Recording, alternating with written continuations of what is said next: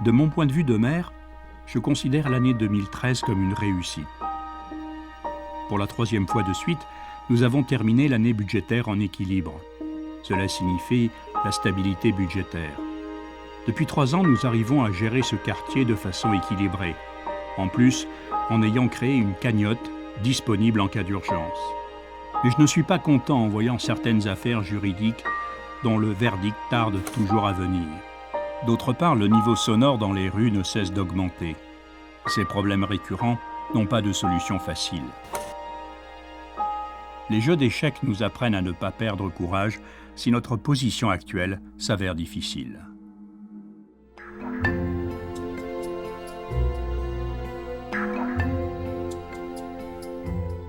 Nous avons fait face à des problèmes imprévisibles ou des accidents, comme par exemple l'explosion de gaz dans une maison dont la mairie de Prague 1 n'est pas propriétaire, mais qui se trouve sur son territoire.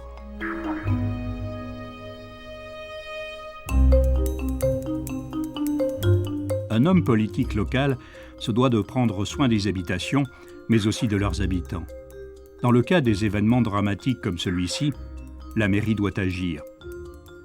Héberger les gens, leur donner à manger ou à boire. Heureusement, il n'y a pas eu de victimes. Désormais, il faudra surtout veiller à ce que les contrôles soient plus rigoureux et à ce que les révisions deviennent plus fréquentes.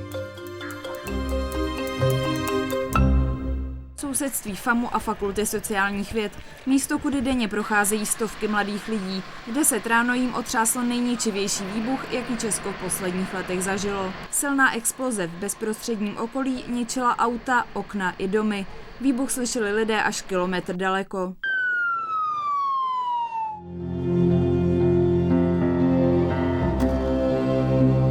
J'ai vécu les inondations de 2002 comme directeur du palais Tirš.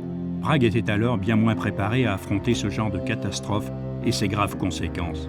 En 2013, cette expérience a été pour moi d'une grande utilité, notamment en ce qui concerne la logistique. Nous avons mis en place un comité de crise qui coordonnait nos activités avec celles organisées à l'échelle de la ville. Nous avons préparé des sacs de sable et des barrières anti-inondation. Nous nous réunissions souvent toutes les 2 heures et toutes les 4 heures, je participais aux réunions du comité central de la ville. Nous avons travaillé ainsi pendant 6 jours sans repos, sans sommeil. Au fur et à mesure de la crue, nous augmentions la hauteur des barrières. Les consignes diffusées devaient être précises. Dans une situation pareille, il suffit de se tromper une fois à un endroit, l'eau passe et tout est détruit. Une erreur ne signifie pas un problème, une erreur signifie que tout est gâché. Mais nous y sommes arrivés. Pas une seule goutte ne s'est déversée. Prague 1 n'a presque pas souffert. Partout où nous sollicitons notre bon sens pour parvenir au but, il faut d'abord avoir élaboré une méthode appropriée. Une imagination riche se fait remarquer le plus souvent au cours d'un jeu.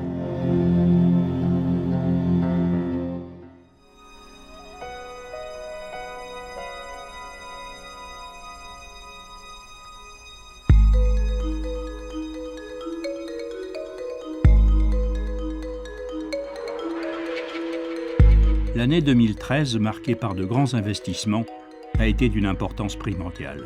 La réhabilitation de l'île des Tireurs compte parmi les plus importants investissements de ces dernières années. La date de la réouverture a été reportée de 3 mois à cause de la crue de juin. Les dommages matériels ont été minimes car nous avions souscrit un contrat d'assurance.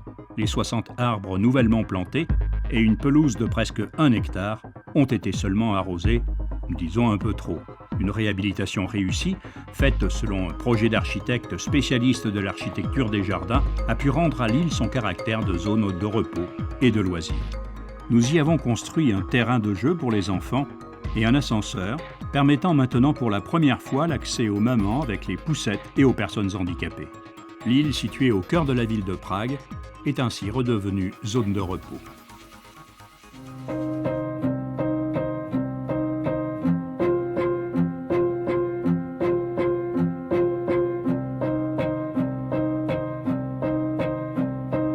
Puisque dans notre travail, une continuité constante doit être assurée, nous avons commencé les préparatifs d'un chantier beaucoup plus grand et plus difficile. La reconstruction du palais Turn-Taxi, tandis que les travaux de l'île étaient encore en cours. Ne voulait pas obtenir de nouveaux locaux de représentation, Prague 1 n'en a que trop. Je voulais en faire un espace pour la vie. L'enseignement était un bon choix. Depuis 2002, le palais était laissé à l'abandon. Il nécessitait une reconstruction, elle n'a pas été faite. Je savais bien que laisser se dégrader un monument historique en notre possession était inacceptable. Il nous fallait d'abord une idée. En quoi un palais comme celui-ci pouvait-il être transformé ? Le fait qu'il s'agissait d'un monument classé nous obligeait de respecter le plan d'origine des intérieurs.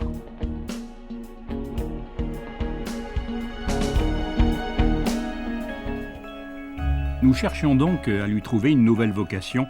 Invité une fois à une ambassade, j'y ai rencontré des représentants de l'université anglo-américaine. Grâce à sa disposition, le palais pouvait accueillir plusieurs grandes salles de conférences. L'université s'est montrée favorable à l'idée d'un bail.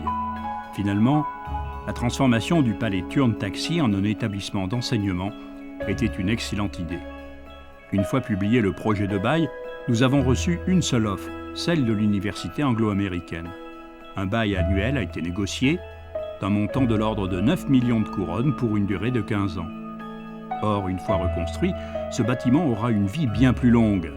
Cet investissement a permis de sauver la vie à un monument historique qui n'avait pas été réparé depuis 100 ans, qui se dépérissait et qu'on aurait été obligé de démolir à un moment donné.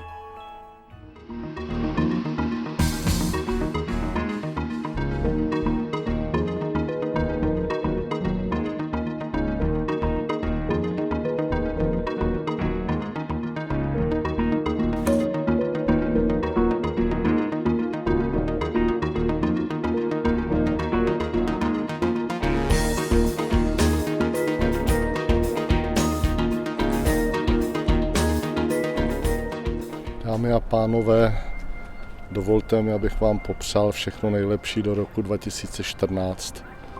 Máme za sebou rok 2013, který já považuji za velmi úspěšný. Přestáli jsme povodně v létě. Během roku se podařila řada významných investičních akcí, jako je dokončení rekonstrukce Střeleckého ostrova. Skončili jsme s vyrovnaným hospodařením.